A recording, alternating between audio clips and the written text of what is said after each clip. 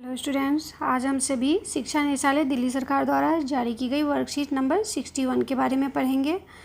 तो हमारे इस वर्कशीट का टॉपिक है विरासत के बारे में जानकारी। तो आप सभी देख सकते हैं इस वर्कशीट पर कुछ चित्र दिए गए हैं। किसके पिक्चर हैं? नोटों के पिक्चर, जो नए नोट्स सरकार द्वारा जारी किए गए हैं। इस पर कुछ चित्र बने हुए हैं जो कि हमारे विरासत के बारे में दी गई है। तो सबसे पहले हम जानते हैं कि विरासत क्या होती है। विरासत यानी कि पुरानी पीढ़ियों से जो हमें एक उपहार मिला है, उसी के बारे में हमें इस वर्कशीट में पढ़ना है। भारत विभिन्न संस्कृतियों और परंपराओं का एक प्राचीन देश है। हम एक सुंदर विरासत के साथ धन्य हैं। हम पूरी तरह से उसी को संरक्षित करने के लिए जिम्मेदार हैं, ताकि हमारी आने वाली पीढ़ियों को गर्व और संरक्षण के महत्व की अनुभूति हो। तो आइए हम सभी अपने दिए गए प्रश्नों पे आते हैं। तो पहला प्रश्न है, प्रत्येक नोट पर चिन्हित ऐतिहासिक स्मारक का क्या नाम है तथा वह किस राज्य में है? इसके बारे में जानकारी इकट्ठा कर लिखें। तो इसका उत्तर हम ऐसे दे सकते हैं। सबसे पहले आप नोट के लिए कॉलम बनाइए, उसके बाद ऐतिहासिक स्मारक के लिए और फिर राज्य के लिए। तो जैसे कि 10 रुपये का नोट, उस पर कोणार्क का सूर्य मंदिर का चित्र बना हुआ है और यह उड़ीसा राज्य में है। 20 रुपये के नोट पे एलोरा की गुफा है जो कि महाराष्ट्र में है। 50 रुपये के नोट पे हम्पी का रथ है जो कि कर्नाटका में है। 100 रुपये के नोट पे रानी की वाव है जो कि गुजरात राज्य में है। और 200 के नोट पे बौद्ध काल का स्मारक बना हुआ है जो कि मध्य प्रदेश में है।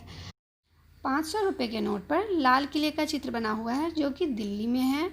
और 2000 के नोट पर मंगलयान का चित्र बना हुआ है जो कि आंध्र प्रदेश में के श्रीहरिकोटा से छोड़ा गया था, मंगलयान के लिए जो सैटेलाइट छोड़ा गया है। तो हमारा दूसरा प्रश्न है, क्या आपने किसी ऐतिहासिक स्मारक की यात्रा की है? अपने अनुभव के बारे में लिखें। तो बच्चों, ये ऐतिहासिक स्थल के बारे में चूँकि पूछा गया है, तो आप सभी ने कि कहीं ना कहीं कोई ना कोई ऐतिहासिक स्थल पर ज़रूर गए होंगे।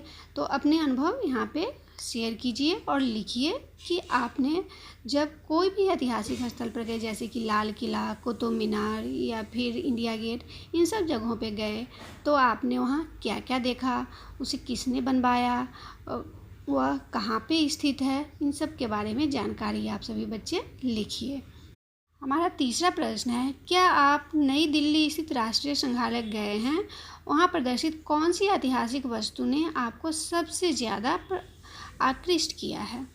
तो आप सभी बच्चे क्या राष्ट्रीय संग्रहालय गए हैं? अगर गए हैं तो उसके लिए हाँ लिखिए और वहाँ बताइए कि वहाँ पर कौन कौन सी चीज़ों ने आपको आकृष्ट किया है, जिससे कि आप काफ़ी आकर्षित हो गए हैं।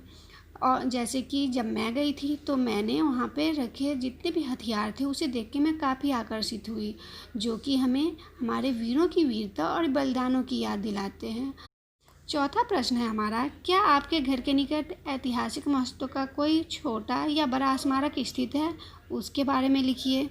तो आप सभी बच्चे अगर जिनके घर के पास कोई ऐतिहासिक स्मारक या स्थल है तो उसके बारे में लिखेंगे, और अगर नहीं तो आप सभी बताएंगे कि अगर आपके घर के पास वह स्मारक होता तो आप उसमें से क्या क्या बातें देखते और लिखते।